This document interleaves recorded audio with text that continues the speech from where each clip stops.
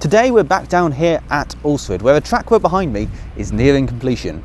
We also take the opportunity to talk to a few of the people involved and witness one of the first trains to run over the new track work. Welcome to In the Loop.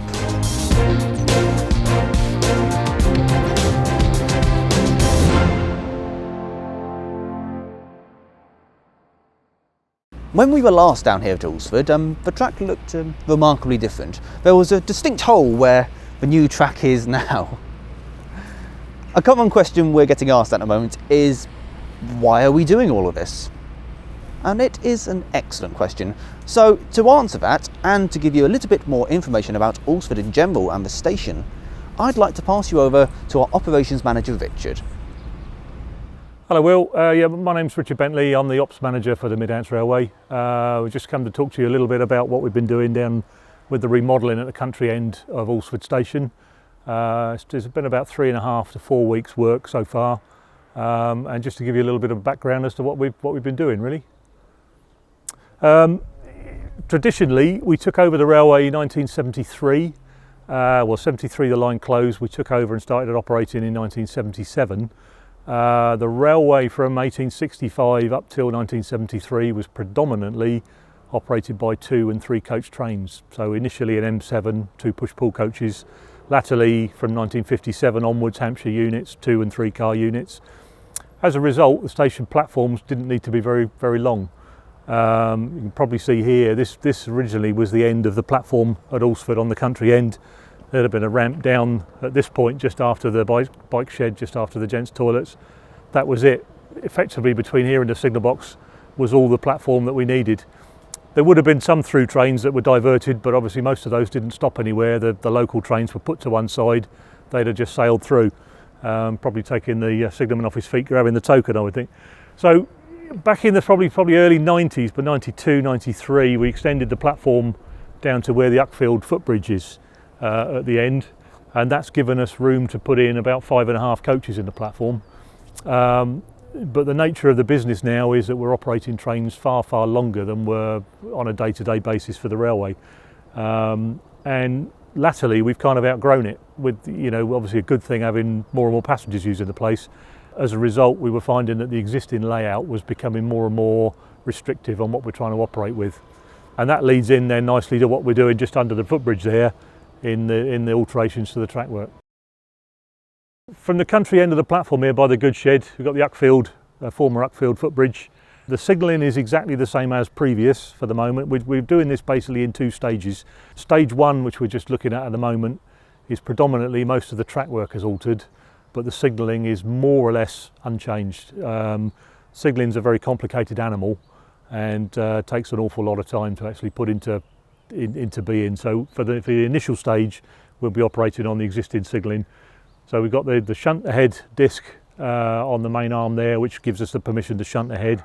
For the moment, we'll only have restricted use of this, but straight away you've noticed that from where the new ballast starts, that was originally where the points went into the bell side into the right. We've actually moved those points down by 2 coach lengths, or 40 metres in new money, and that straight away gives us more capacity. We can actually bring a 6 coach dining train into the station, run round and push it in the sidings, whereas traditionally we'd have had to run round, draw it to London, clear the points, and then push back into the siding. So quite a complicated procedure, and all, the more complicated, the more the risk. So from platform 2, more or less from where I'm standing here, the original layout, the platform 2 line curved in more or less to where the new points are now, and that was the end of the run round loop, which obviously gave us quite a restricted length. If we ran in with 6 coaches, you were talking about having 2 or 3 yards either side as a stopping tolerance. If you were too far ahead, you ended up running the risk of actually not getting past the coaches as you ran round.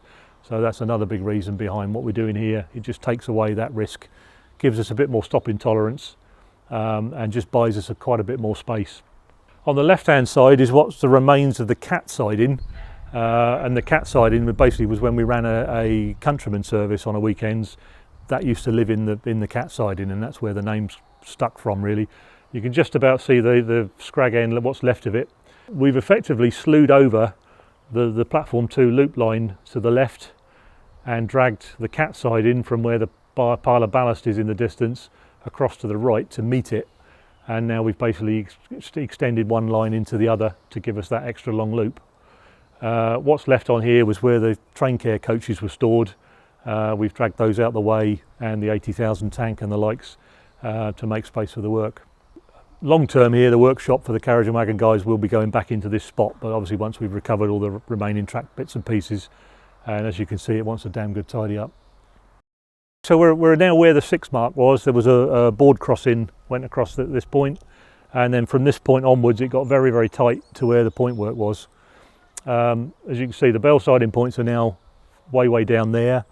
We've moved the concrete huts from beside the goods shed, and we've moved those to another location.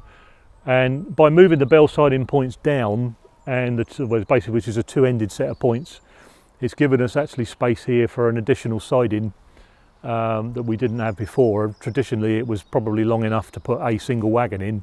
We've effectively probably got 40 metres worth of siding space. Long term we're looking at possibly using that to house some of the Somerset and Dorset museum coaches, but as I say, that's a little bit further into the future. But one of these sort of jobs gives you the opportunity once every 20, 30, 40 years to try and get an opportunity to make these changes. So we're trying to future-proof it as much as we possibly can and open up all sorts of opportunities for the future. The same with this line. Obviously now, as far as Jacqueline's Lane Bridge, whilst we've only got a 5.5 coach platform, we've actually got enough room now to bring a 11 coach train down into platform 2, and we can run around it. If we get a Steam Dreams excursion, we can deal with it far easier than we would have done previously. It's a nice to have. Primarily we're doing this work to make the layout safer, but it's trying to build as many things into that as you can, and get as much for your money as you can while you're doing it. Okay, so down the country end at the moment, we're stood actually in the formation. This is what we've known as the middle siding. This effectively was part of the old single line down to Winchester via Richard Abbas. The biggest change to the signalling side of it is that we've moved the position light shunt signal, Alfa Romeo 14, which would historically have been up near the van in the distance. So that's moved quite a long way away. Run round moves in the future now will come down through 11 points, which is just in the distance here, through to a point over here, clear of 14 signal. We'll then have to operate the points and then call up the signalman for permission to shunt back up through to platform number 2. So it's got the same use as previous, only it's in a completely different location. Just behind me we've got a stop board here on the middle siding, and that basically says not to pass it without the signalman's permission, because obviously now we've got signalled moves going across ahead of this set of points, so we need to make sure that anything where I'm stood can't come out without any authority. We've got a new signal post telephone.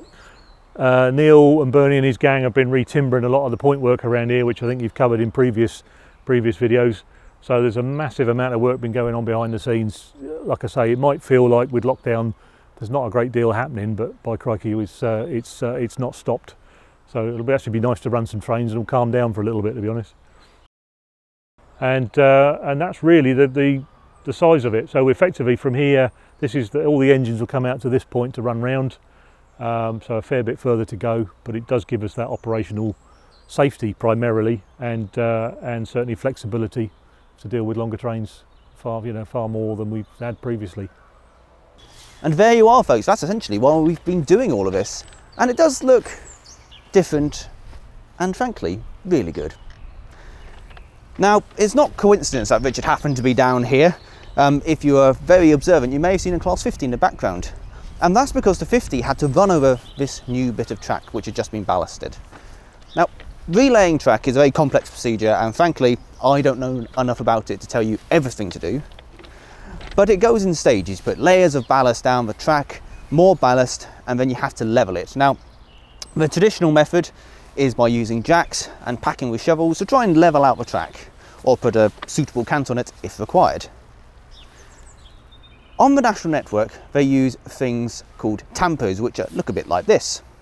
They come in a variety of different shapes, but they look roughly like that. But that essentially does the job for you. There is another part. 2 seconds. This is a ballast. So the stuff all around me.